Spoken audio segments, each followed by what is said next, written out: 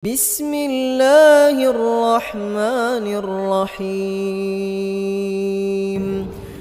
Jamaah rahimahullah, alhamdulillah kita dalam suasana di ayyamut tasyrik, hari-hari yang penuh dengan nilai ibadah.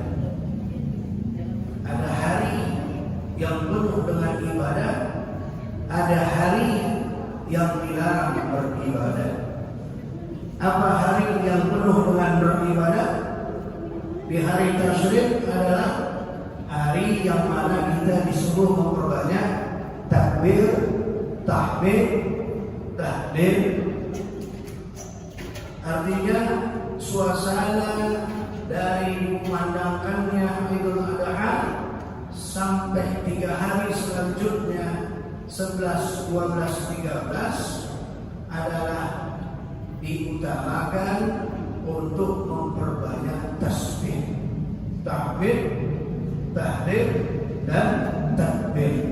Itulah mengapa setiap habis sholat kita awali dengan bacaan Allahu Akbar, Allahu Akbar, Allahu Akbar, La ilaha illallah, Allahu Akbar, Allahu Akbar, walillahil hamd.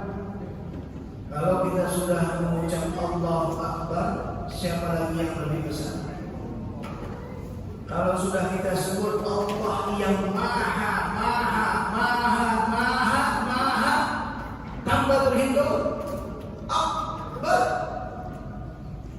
siapa lagi yang lebih besar? Adakah yang lebih kita minati selain Allah? Adakah yang lebih kita agungkan selain Allah? Adakah yang lebih kita muliakan selain Allah? Adakah tempat yang kita merasa aman dan orang yang bisa memberikan rasa aman itu selain Allah? Kalau kita merasa lebih aman dengan orang, berarti kita belum bertuhan.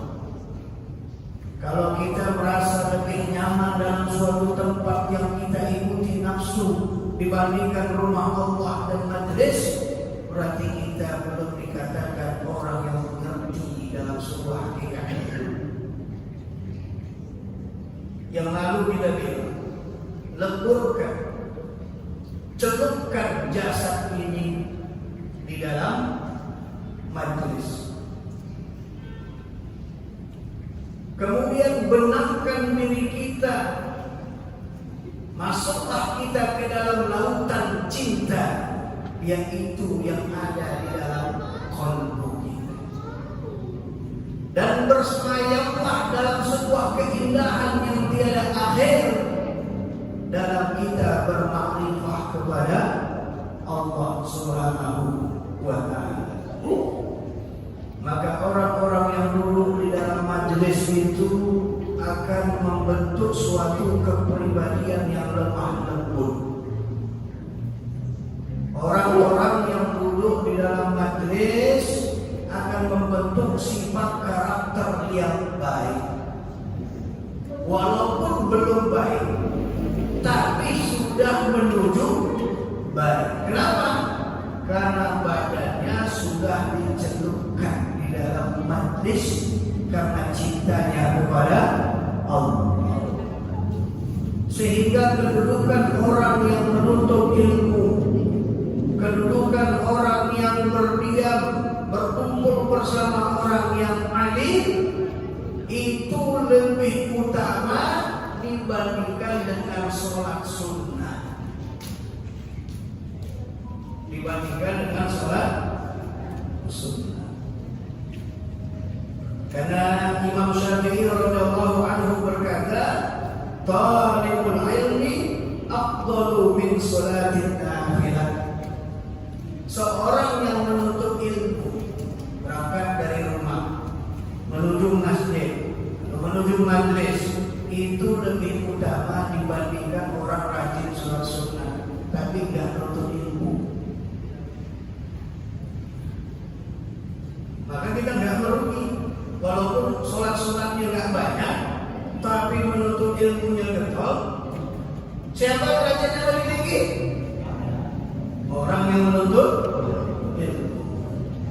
bukan berarti kalau gitu nggak perlu sholat sunat lagi, Ustaz.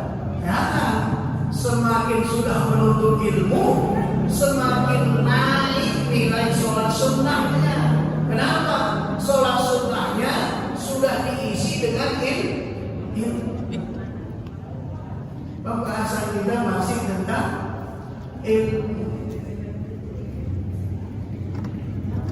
Nabi Muhammad SAW menyampaikan kepada kita, apa kata sabda beliau? La yanbaghi lil jahil an yaskuta fi jahli.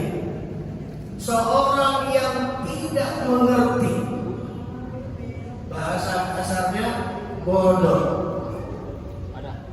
bodoh tentang ilmu agama, maka tidak diperkenankan berdiam di dalam kejahilannya. Jadi gak ada istilah sudahlah cukup gini-gini aja, gak bisa.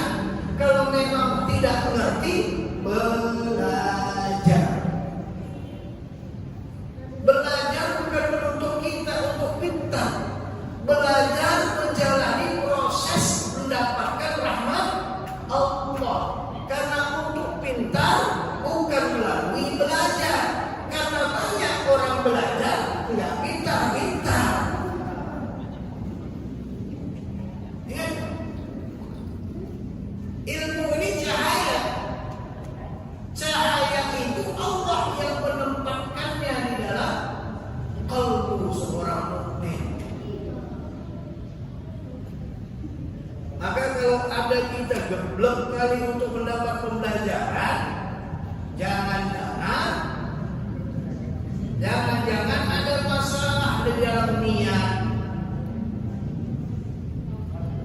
Saya sudah 1 tahun kita berjalan, berpikir saya kalau diisi otak terus, nggak diawali dengan zikir, nanti kembali. Maka kita awali mengambil raqibul atos. Gunanya untuk apa? Agar lembut kekerasan. Diisi dengan zikrullah. Jadi orang bodoh jangan berdiam, harus belajar. Kemudian wala yang bali lil alim ayyaskuta bi ilmi min ilmi. Seorang yang berilmu tidak boleh diam dari ilmunya. Maknanya ada tugas memberitahu orang yang tidak mengerti. Dosa hukumnya kalau mendiamkan orang yang salah padahal dia punya ilmu untuk meluruskannya. Bapak tahu ada orang sholat syarat sahnya nggak cukup. Kemudian Bapak diamnya kita ini, diamnya kita melihat kesalahan orang, diamnya kita dengan ilmu yang kita tahu, maka dihukum dosa. Maka orang yang berilmu itu punya tugas menyampaikan ilmunya. Insya Allah sudah mulai ngajarin orangnya. Ngajarin ini bukan harus jadi orang S3. Menyampaikan sebuah kebenaran, sekecil apapun kebenaran, kepada orang yang tidak tahu, guna untuk berada pada jalan yang benar. Tapi jangan memaksa orang, kemudian maki-maki orang, kemudian merasa kecewa, kemudian merasa jengkel, merasa bosan hanya karena orang belum ngerti. Sekali lagi kita bilang tadi, belajar bukan dituntut untuk pintar. Belajar hanya tuntutan sebuah dalam menuntut ilmu. Adapun isinya, ya, yang lalu sudah kita bilang, ilmu itu bersumber pertama dari belajar, kedua diajari. Ketiga, diberi. Kalau belajar bisa tanpa guru, bisa, namanya baca-baca. Namanya baca-baca. Atau dengar-dengar tanpa ada guru. Boleh tak? Boleh saja.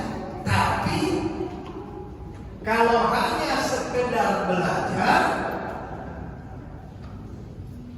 belajar sendiri, ini rawan. Rawan enggak? Beli buku tentang Islam, tapi nggak kenal siapa penulisnya. Di situ dibilang